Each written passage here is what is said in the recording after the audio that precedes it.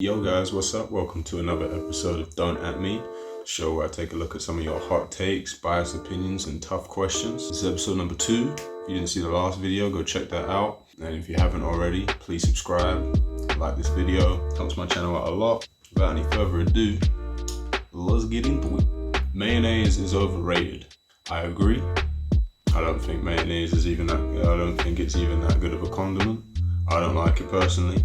I think it bangs when you put it with other stuff. Nando's sauce, for example, obviously make some peronaise, chili, throw in a little bit of mayo, cream that boy up a little bit.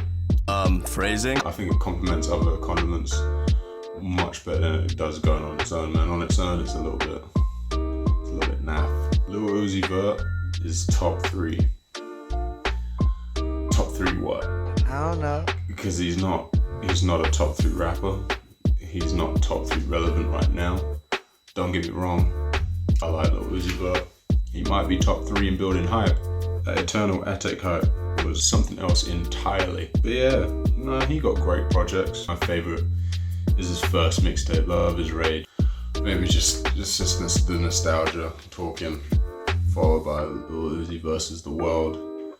But yeah, Eternal Attic banged, but Uzi's not top 3. Luka or Giannis? Who would you rather build a team around going forward and why? This is dead easy for me. It's Luka, any day of the week. First of all, I have a 6'7" scoring point guard who can get my team involved versus, let's not get twisted, I think Giannis is this modern day's weird interpretation of Shaq. Hold up, wait a minute. Just because everything he does is in the paint. He's the most dominant in the paint scorer since Shaq. I don't think that can even be argued. Not the same level as Shaq, not even close. But as far as a player that averages the amount he averages and it's all in the paint, that's the closest thing we're gonna have to it for a long time. But I'm taking Luka, man. He's gonna get way more done on the stat sheet for me, and I'm building a team around him. And then I want a good point guard. And I'm going with the Slovenian on this one. Gunna or Lil Baby? I'll admit, I was a little late to jump on the hype. At first, I didn't really see the appeal.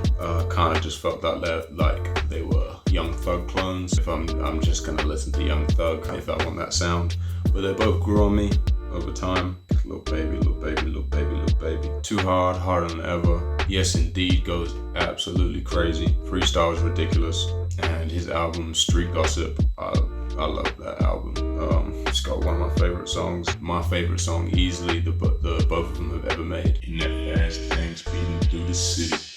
Put some fine bitches in my jelly. And Time with Meek Mill, banger. So yeah, I really enjoyed that album. My Turn, not as much. This is where, for me, the appeal's just kind of wearing off on me now. He puts something out, I'm not exactly hyped. I'm not exactly rushing to hear it. Wanna, on the other hand, I am still bumping this man. Like I said, didn't see the appeal before because it was just kind of like Young Thug light. I think in his own right, he's kind of, not massively, but he's kind of carved off his own little flow and inflections, and it's less eccentric than Young Thug. I think sometimes the way he raps is just, it's really melodic, so I enjoy it. Yeah, his last album, Wanna, I think it's by far my favorite. I like Drip or Drown too. And in Drip Season 3, to go back and revisit, I was late on the wave, like I said. A solid project for the time, for one of his earlier projects, I thought it was decent, so I like that too. But Wanna won me over, man. Man, some of his features are ridiculous. The way he comes onto the beat sometimes. Elegant is Gunna for me, friend. Wanna. Can the human species ever be fully peaceful, or are we too far gone? Your 2020 question here. Well, before I get too dark and nihilistic, it's hard not to say that right now we're all very blessed. In my opinion, and I think accurately, the most peaceful time to be a human. I think this is the most peaceful time in the history of the world. There's no world wars. For the most part, we're not waking up and fearing for our lives every day. Obviously, I'm not ignorant to the fact that there still are places in the world where this is happening. But the big picture, at the moment, things are relatively peaceful. So I think when you pose a question like, are we too far gone? You're already looking at it through a very, very pessimistic lens.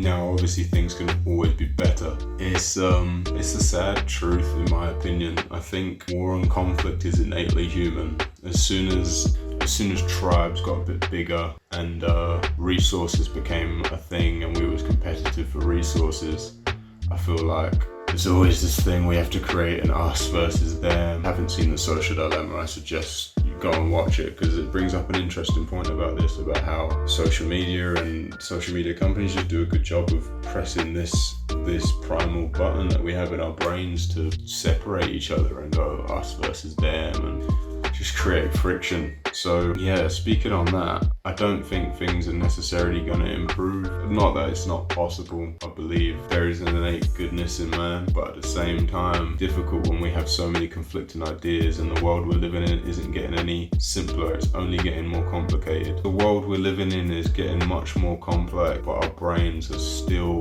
they haven't caught up. We don't have the brain chemistry to deal with these modern day problems. We still have that primal brain living in a modern society. The more society progresses and the more complicated our day-to-day issues and problems come, we're still gonna have the same primal conflicts. So sorry to be so bleak, but it's 2020. Reality is often disappointing.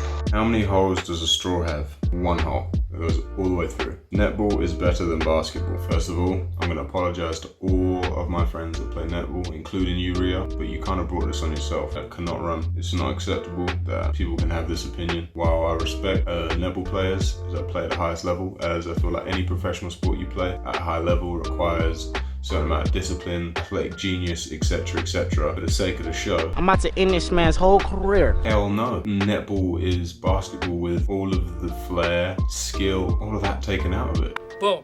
Roasted. It's basketball fundamentals, exaggerated and made into an entire game. Pivots, passing, form shooting, defense, shadow defense. Roasted. No, come on. I had this argument with netball players so many times. Old. I'm tired.